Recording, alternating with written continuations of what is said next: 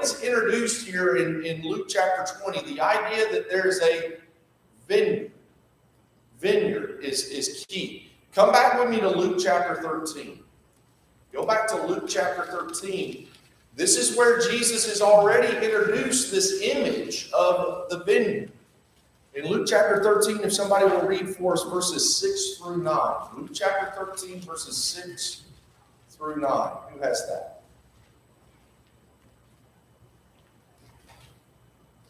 He began telling this parable. A man had a fig tree which had been planted in his vineyard, and he came looking for fruit on it and did not find any. And he said to the vineyard keeper, Behold, for 3 years I have come looking for fruit on this fig tree without finding any. Cut it down. Why does it even use up the ground? And he answered and said to him, Let it alone, sir, for this year too, until I dig around it and put in fertilizer. And if it bears fruit next year, fine, but if not, cut it down. All right, so Jesus introduces this parable in Luke chapter 13, and he talks about the vineyard that is not producing. And if a vineyard's not producing, what do you have to do? Brother Foy, if you had a garden spot that was not growing vegetables properly, would you use that garden spot every single year? No, you'd move, right? And the master here is wanting to do that. But the worker says, well, give us 1 more year. Now, in the context, who's the vineyard? It's Jerusalem. Jerusalem. Israel's the vineyard. And this imagery, this figure of God speaking about Israel in the sense of being a vineyard is found throughout the Bible. Isaiah chapter 5 specifically is where this imagery begins, where God says through Isaiah to Israel, I've done everything. I have tilled your ground, I have weeded you, I've given you water, I've given you nutrients, I've given you all things to be successful. But they failed in Isaiah 5, and guess what? They're failing in Luke 13, and now in Luke chapter 20, what's going to happen? Because really, what is Jesus doing in the parable of the vine growers? Is this just a regular parable? Or he's condemning the Israelite leaders. All right, so he's condemning the leaders for not giving God what should have been given him. All right. Really, what we have here in this parable is Jesus is doing what the psalmist did multiple times, and even Nehemiah did. Anytime you read in the Old Testament, oftentimes they would go back to the beginning and then trace their history. Stephen did that in Acts chapter 7. He went back to the beginning and traced their history. Well, that's what Jesus is doing. He says, God has given you a vineyard. And he gave it to the vine growers to work and to till that vineyard. But how have the vine growers responded to the master's servants? The first slave was sent to them, and how did they respond? They beat him and they sent him back home empty-handed. The second servant was sent to the vine growers, and they responded to him how? Treated him shamefully, they beat him, and sent him away empty-handed. The third one was sent. And how did they respond to him? Wounded him and then cast him out. So when we think about the history of Israel, how did Israel receive God's prophets? They stoned them, they imprisoned them, they rejected them. So the vine grower, the master says, well, or the vineyard owner, he says, well, if they've not received my servants, well, then I will send my beloved son. Most definitely they're going to receive him, right? The beloved son shows up, and what do they do to him? They kill him. They kill him. What is Jesus telling here in this parable? He's telling them their history. He said, you rejected the prophets, your fathers rejected the prophets, and now you have rejected me. And you're going to kill me. So what then should the master of the vineyard do? What does Jesus say there at the conclusion? He says, what should the master do? The master should do what? Come and destroy the vine growers. How do the vine growers respond?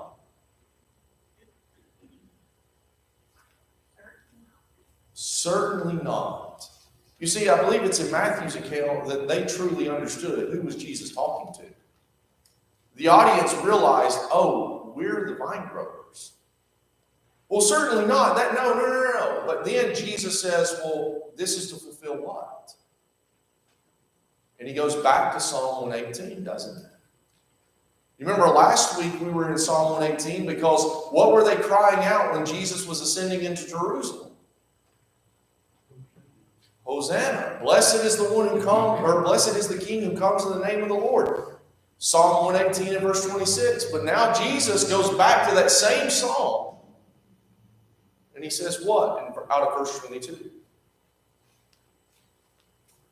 The foundation, the chief cornerstone is going to be what? Rejected.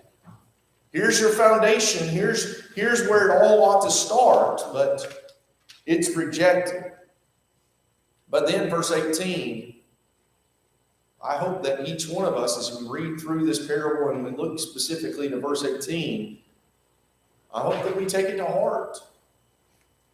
Everyone who falls on that stone will be broken to pieces, but on whomever it falls, it will scatter him like dust. What's the difference from falling on the stone on the top side versus the stone falling on you? All right. But we just noticed that it said he will give the vineyard to others. Mm-hmm. He's going to take it away from the Jews and give it to the Gentiles. Yes. That's what they said. And that's something that Luke is the momentum is moving us that way. He's moving us to the Gentiles being accepted by the gospel. And he's going to definitely further do that in the gospel or in the book of Acts. The thing about this, if you fall on the stone, you're broken into pieces. What happened to the 3,000 men on the day of Pentecost? They were pierced at the heart. And when they were pierced, they fell, and what did they fall upon? The grace of God mended and made them whole. But then in Acts chapter 7, those men were pierced at their hearts because of what Stephen had said, but how did they respond? They stoned him, they killed him. That stone is going to grind them and pummel them into dust. And we all know what happened in AD 70. There was no stone left upon another. Judgment finally and ultimately came against them physically. But even greater than that, that ultimate judgment is still forthcoming. All right, so that's the parable of the vine growers. Any other observations down through this parable? Just a thought. Well, of course, 19 closed with scribes and the chief priests and scribes coming. And then in 20, it says it came to pass on one of these days that he taught the people in the temple and preached the gospel. Then they speak up, and he deals with that there in the next few verses. But then in verse 9 it says, then began he to speak to the people this parable. He turns from them after having dealt with them, and he speaks this parable to the people. But who gets the message really fast is those that really directed that. And there's no doubt that the people understood exactly what he was saying. And that's one of the things I think humiliated them in front of there before people. People understood, they understood, and it cut them, like he talked about the two reactions there in the book of Acts. Well, and it doesn't stop there, does it? Right. That's the foundation point of the rest of this chapter is now the humiliation truly begins. So now we look at this next section, we have the tribute to Caesar. So again, and as I read through this section of Luke chapter 20, do you not come away with just a bad taste in your mouth? I mean, you think about these individuals, so they pretended to be what? They pretended to be righteous. Who are they? Well, they're Pharisees. Yeah. They're the religious elite, and Luke says they pretended to be what? They should have been righteous, but they pretend here to be righteous. I think the true character is just flowing out here. And then how do they come up to Jesus here in verse 20? Or verse 21? What do they say?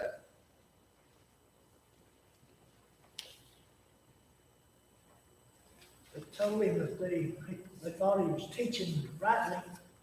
All right, so they kind of butter him up, right? Have y'all ever done that to one of y'all's teachers that you know that you're in probably dead straits with, back in high school when you know that you're a little bit behind in a grade or something like that? So how do you get a better grade? Well, you got to butter up the teacher, right? You got to go up to that teacher. Well, Rebecca doesn't know what I'm talking about because she always made great grades. But, people like me who was not as smart, I had to butter up my teacher sometimes. I had to go, you know what, Mrs. So-and-so, I thought that what you did today was just so excellent. And I just thought that what you taught I just learned so much from you today. And by the way, can I get 5 extra bonus points on the test? You see them coming to Jesus like this. And I think there's a contrast. You go back to chapter 18. And while yet the rich young ruler turns away at the end, still yet, when the rich young ruler comes to Jesus, what is he called? Luke chapter 18, verse 18. Good master, good teacher. Good teacher, what shall I do in here? So you have two different individuals coming to Jesus saying practically the same thing, but one, I think, is coming with a genuine heart, and I think that's the rich young ruler. I think his heart is genuine as he approaches Jesus. Of course, in Luke chapter 20, we know their hearts is not. Their hearts are not genuine. We want to catch you in a lie. So what is the question that they ask of Jesus? Is it lawful to pay tribute to Caesar or not? Okay, now why is that question the question that they ask? If he says yes, the Jews don't like that, and they'd be offended. If he says no, the Romans will arrest him for treason. All right, so essentially they've tried to find a no-win situation for Jesus, right? It's like if you get in a fight with a girl, do you brag about winning the fight or do you brag about losing? That's a no-win situation, right? You can't brag either way. They've tried to develop this great argument, this great question. Oh, if we ask him this will get him. Because yes, if he says, yes, you pay your taxes, well, then all the Jews are going to be mad because they hated the Romans. We want these Romans gone. We thought you were going to be the king. You were going to be the one that overthrows this. And we're going to be done with these Romans. But then if Jesus says no, well, then the Romans are going to be told immediately about that. And that is his death knell, right? So how does Jesus respond? Give me the narrative. Whose image inscriptions on this? They said, well, Caesar's. He said, well, give to Caesar the things that are Caesar's, and to God the things that are God's. All right, so Jesus turns it back upon them, does he not? He turns the tables again. Well, let me see a piece of money. Okay, well, whose image is this? Well, does Jesus ever say yes or no? He doesn't. He just gives them a plain answer. And again, we see the master at work here in his ability. Now, first off, there in verse 20, go back to verse 23. What does it tell us? Luke tells us that Jesus knew what? Knew what they were saying in verse 21. All right, Jesus, they're trying to veil it. They're trying to do this in the presence of the others, and the people are going to hear this question, and they're going, oh, well, that's a great question. But Jesus sees right through. He says, no, I know what you're trying to do. So Jesus turns it back to them. Well, you render to Caesar what is Caesar. You render to God what is God's. All right, brethren, what's the application?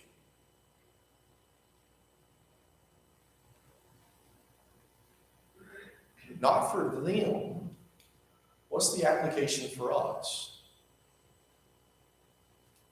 To pay our taxes. And we're to render to the government what's due them, and to God what's due them. All right. And now God always takes what over the government? always takes precedence. We understand that. Acts 5 and verse 29 and 30. It is better for us to obey God than man. But still yet, there is a time and place. How many of us, how many of you look forward to April the 15th every single year? Y'all just love that day. That is a holiday in your household. Now, if you're a CPA or you're an accountant, I understand if it is. That's your moneymaker, right? But for everybody else, we don't like that day. That's not something that we look forward to. But how should we as Christians view that day? It's our duty.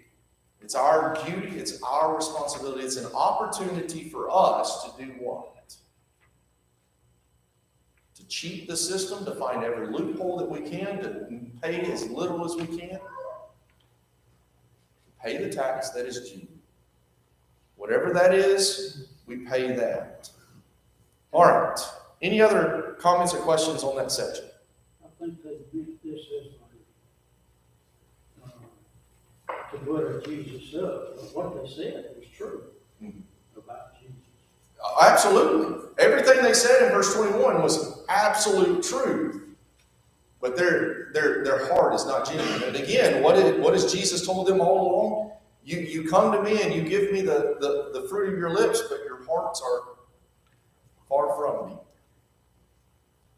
Well, then, they see that they have failed, so they get their buddies, the Sadducees. Well, you go up and ask them a question. So the Sadducees, they have pondered, I can only imagine the backroom meetings of them, writing on a whiteboard. Well, we can ask him this question, and you guys ask him this question, and we're going to ask him this question.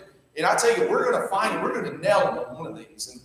And the Sadducees, I can only imagine they're laughing at the Pharisees. They see how Jesus quickly turned that against them, and they're just sitting back going, you thought you were smart. Now we're going to come up and we're going to ask him a question. And the question really is a hyperbole at the very least. You think about the hypothetical situation that Jesus was just presented. A man is married to a woman and he does what? Dies. So then, based upon Deuteronomy, is it 22 and verse 5, you have the levirate marriage, so that if your brother dies before having a child with his wife, you are to take that wife as yours, and then you are to raise a child with his name. So essentially, what that would be is that if my older brother Scott married his wife and he died before a child was born, I take Megan as my wife, and then when that child is born, even though it looks like me, I have to give it my brother's name. That's the emphasis of the levirate marriage. The firstborn always receives its due, or his due, in the old law. But here, the second son does what? The third son, fourth, fifth, sixth, seventh. Come on. Come on. Are we serious? How many of you ever gotten into a conversation with somebody about hypotheticals? Aren't those lovely? I love getting into discussions with brethren. I love getting into discussions with my friends in the world with hypotheticals, because I tell you, everybody's better when you get into a conversation with hypotheticals, right? No, there's no agreements there. Why? Why are hypotheticals so bad? Because the person that's making them is trying to excuse themselves. All right, so there's a self-justification that comes through a hypothetical oftentimes. What else? There's really no end to it. There isn't, because why do you stop at 7 here? Why didn't she have 34 sons? How many sons did Abimelech have? Not Abimelech, but Gideon have? He had 70 sons. Why didn't she have 70 brothers to go through? Because that was just too many. I mean, could you imagine? What's the chances? Well, the point was, in the resurrections, whose wife would she be? Yes. First, second, third, seventh. No, maybe children. And the woman's dead. So, no, you don't have any marriage, giving marriage in heaven. It's not necessary. All right, so let's look at Jesus' response. So they finally asked the question, Well, and at the end, whose wife is she going to be? Well, Jesus' first response was what? Let's look at the first response, and then we'll look at the second. The first one was what Brother Doris just said. In the resurrection, there is no giving or taking in marriage. Why? Unnecessary. Why is it We unnecessary? don't need any more children in heaven. Well, Jesus says something specific there about heaven that we don't need to lose. Say that one again. For there is no death anymore. Why is there a need for procreation? Why is there a need for marriage relationship in heaven when there is no death? There is no need to extend life or to prolong life or to have new life, because life is life. We're always alive. And I think that's the emphasis that Jesus, okay, so now he talks about life in the resurrection, and it's from that point, now Jesus steps into the next point. And what is the next point that he makes with these Sadducees? They cannot live and die anymore. Well, not just, we're not talking about the hypothetical scenario anymore. Now Jesus drops off into Exodus chapter 3, and what does he say? When God came to Moses, he said, I am the God of Abraham, Isaac and Jacob. Now, what is Jesus' implication of that? What's the necessary inference? present tense, they're still alive. They're still alive. Abraham, Isaac, and Jacob's alive, and therefore God is the God of the living, not the God of the dead. And if God is the God of the living and not of the God of the dead, then you Sadducees, you are what? You are wrong. You are wrong. What's what is parentheses? The parenthetical. That's the word I was looking for at the end of verse 27. What's the parenthetical? Now, when the Sadducees come to Jesus, for they did not what? They didn't believe in the resurrection. So at the very outset, when Jesus is given a question about the resurrection from the Sadducees, as much as they may have been laughing about this in the back rooms, I can only imagine Jesus was giggling a little bit inside when he was receiving this question. Because he's like, here you are, you don't even believe in the resurrection, but yet you're going to ask me about the resurrection. Makes no sense, does it? And even above and beyond all of that, when they asked Jesus about the resurrection, who is Jesus? I am the resurrection and the life. So you came to the authority on resurrection because Jesus is the authority on that. And here Jesus lays it back on their feet. Now, remember in Luke chapter 20 and verse 27, remember that, because we're going to come back to that in the books of Luke, because Luke's going to return to the Sadducees in Acts chapter 23. Paul was before the council, and what did Paul use to his advantage when he was before the council in Acts chapter 23? Y'all remember? Well, not a citizenship just yet, earlier in the chapter. I believe this is about verses 3, 4, 5. I am a Pharisee, a son of a Pharisee, and I believe in what? And then immediately the councils split because there was a dissension between the Pharisees and the Sadducees. So Luke's going to come back to this idea and use it against them again there. All right. I am the God of Abraham, the God of Isaac, and the God of Jacob. I am the God who is living. Well, then Jesus takes his opportunity. He says, okay, I've answered two of yours. I was going to answer the first one, but you didn't answer mine. So I'm going to ask you another. So Jesus turns it on them again. He says, well, I'm going to ask you a question. What is the question that Jesus asked? Therefore, David called him Lord, Isaac's son. All right. Whose son is the Messiah? He's the son of David. But then Jesus says, but how is he the son of David if David calls him Now again, Jesus is going to quote from what psalm? Y'all remember? Come back with me to the 110th Psalm.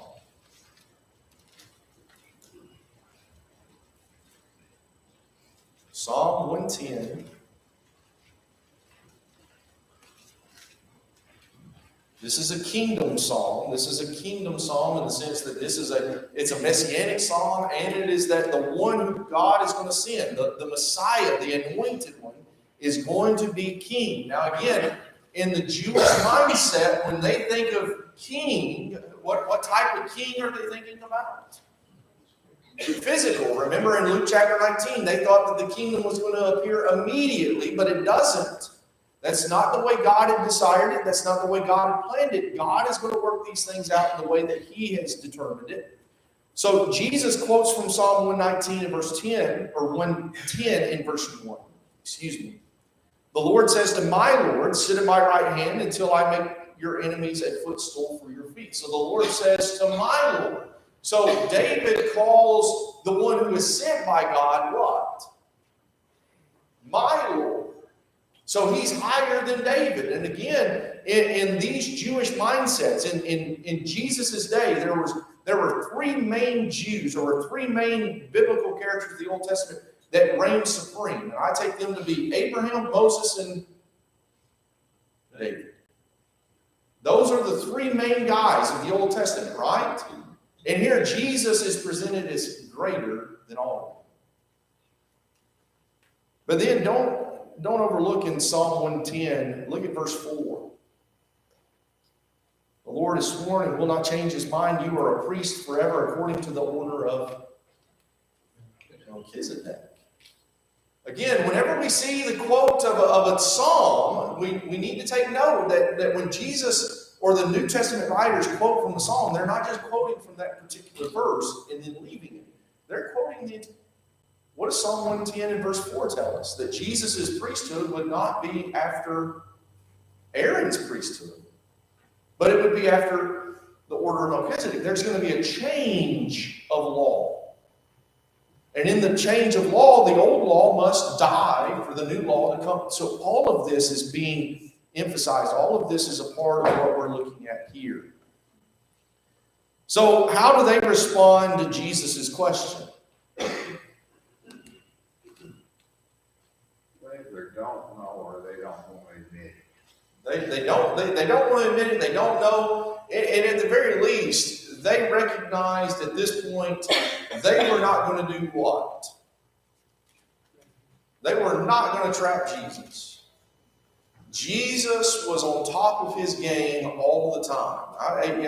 I think about myself sometimes. How many of y'all have ever had one of those moments where you say something, and I know that y'all hear it all the time because y'all make fun of me about it, but y'all just say something and you're just like, well, I don't even know what that word was.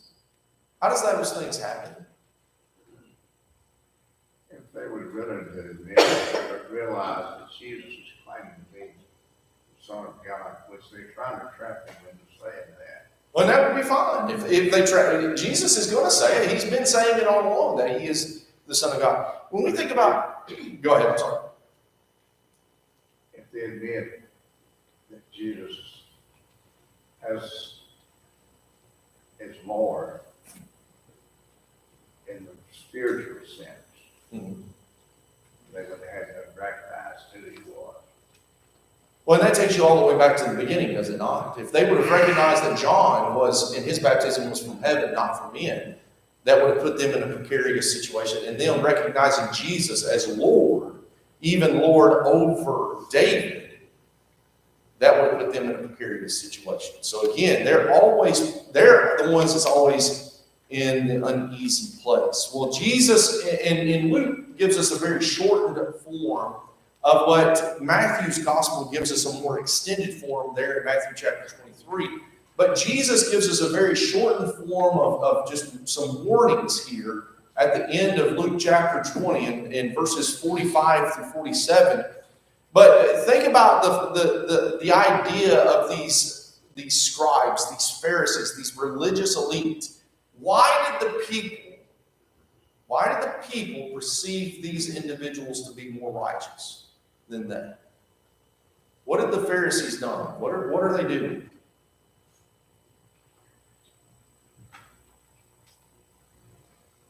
Just look at verse 46. The first thing they did is they did what?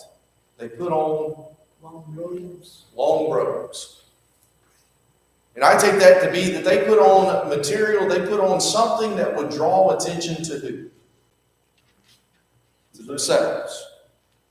All right, and then what type of individuals are they? They really loved what? They really love those greetings in the marketplace. Again, why do they love these greetings in the marketplace? Because who do they want all the attention to be put on? People recognize them. They want people to recognize them. But he tells them, Well, hold on one second. Hold on. I know what he tells them. We're going to get there. Let's keep building. Not only did they love respectful greetings, but they also loved to sit where? Places of honor, the chief seats. You know, I'm not sitting in that 14th row at Singing River. I'm sitting up front. I would advise you not to sometimes. But so here, all of these things, and then not only do they want the chief seats in the synagogue, but even when they're invited to places, when they're invited to banquets, where do they want to reside? They want that number one seat. We talked about the banquets in Luke chapter 14, correct? Jesus extensively talked about the place of banquets. So all four of these things, they have man-derived righteousness. And in such, man saw them as what? The other people saw these religious elites as what? Somebody said? Greatness. Greatness, okay. Righteous. Superior. So much greater. But what did Jesus say in Matthew chapter 5 about verse 18? Behold, I tell you, unless your righteousness surpasses that of the scribes and Pharisees, you will not enter into the kingdom of heaven. Because all of the things that they're doing to receive this acclamation in verse 46, it's thrown out the window in verse 47, isn't it? Because in their true actions, their true heart is revealed in verse 47. What is their true heart? The first thing they do is what? Devour widows' houses. How do you take it to be? So I know of a very specific situation. A gospel preacher. He was not American, so he did not have Social Security. And he had bought a life insurance policy for himself so that in his death, his wife would be given that money. Well, his wife was contacted after his death by another sister in Christ who said, hey, if you'll give me that money, I can invest it for you, and it will do this for you. It'll give you 4 times as much. Guess what happened to that money? Lost every single cent of it. these people, the Pharisees, were supposedly taking care of the widow's money, like you say, invested in.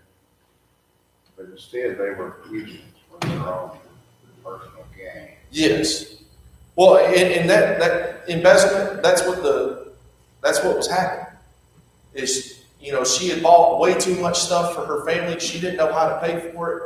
Well, this was a way that she could rob others to take care of her own. That's a sad, sad situation. And when you hear about something like that, what type of taste is left in your mouth? You don't like it, do you? They're taking widows' money that should have been given to the widow to take care of the widow.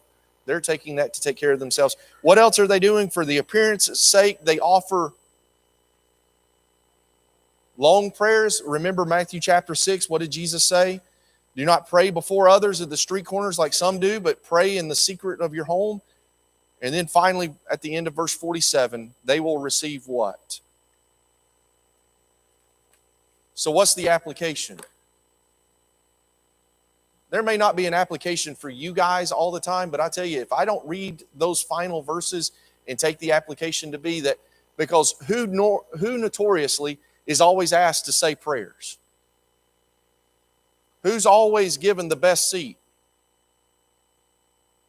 Brethren, this passage should hit me in the heart.